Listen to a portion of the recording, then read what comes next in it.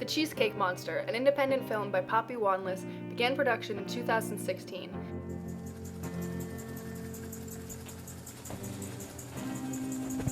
More! Give me more! Despite the enthusiasm and talent assembled, the production ran into a long list of problems as early as pre-production. With a budget of just under $50 million, it was a promising project, but quickly sunk into a mess of spoiled cheesecake. They brought me in after John Williams was out of the picture. He couldn't finish, and I see why. It just went terrible for us. Long hours, overworked, still weren't getting anything done. It was not a good film to be a part of. It was not a good experience for anybody.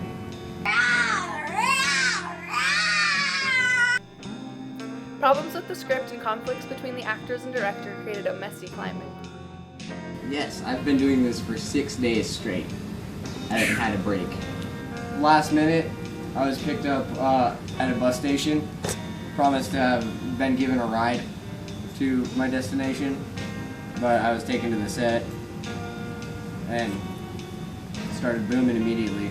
Now, it's the third act, second scene, and you're not putting any passion into it. Oh, wow! Well, I'm the thing that makes this film what it is. I'm the talent. Of course you are, and if you put that kind of passion into the role, we wouldn't be in this mess. Well, I'm a light man by trade. This here is a T100 light, actually. Not standard, but cheap, you know. They're a little dangerous. They tend to burn. I could give you a list of all the things that weren't difficult, and that'd be a short list. More cheesecake! You're a cheesecake monster! Honestly, I didn't feel like there was enough work for me to do. There was 2 characters, and it's a cartoon, so I mostly just got cheesecake stains out of everybody's clothes, which was it's pretty nice. It was good. Did you know there's 17 different flavors you can put in the cheesecake? They all stain. I'd say the majority of it went to getting cheesecake stains out of people's costumes and high quality cardboard. A little bit of glitter.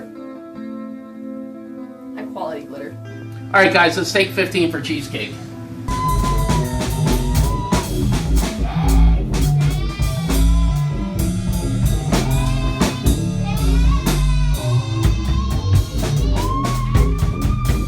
Well, originally I'd written on my resume that I had a lot of experience cutting and pasting things, and I think initially he took that to mean in the sense of like construction paper and scissors. I mean, in a typical movie of this length, you're expecting to see maybe like 100 hours of footage and cut that down, but I had literally in the 5 figures of hours of footage. It was insane. I don't understand where they got all this stuff from. So, I can't take this anymore. It's just they had to make me eat a ton and ton of cheesecake so I could actually be the Cheesecake Monster.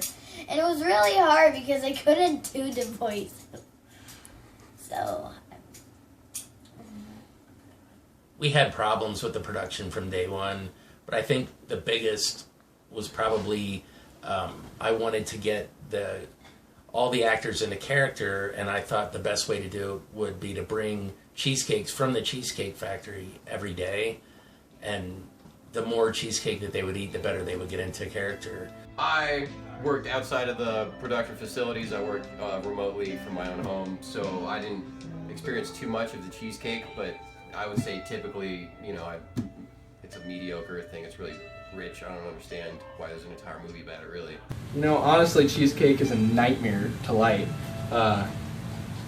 Tends to bounce lumens just directly off. It flares up every time I put light on, and these are one of the only bulbs I could get to light cheesecake, and it still just kind of reflects.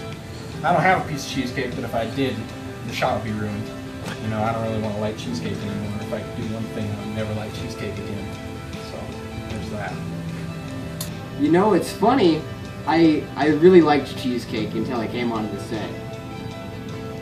Now I don't.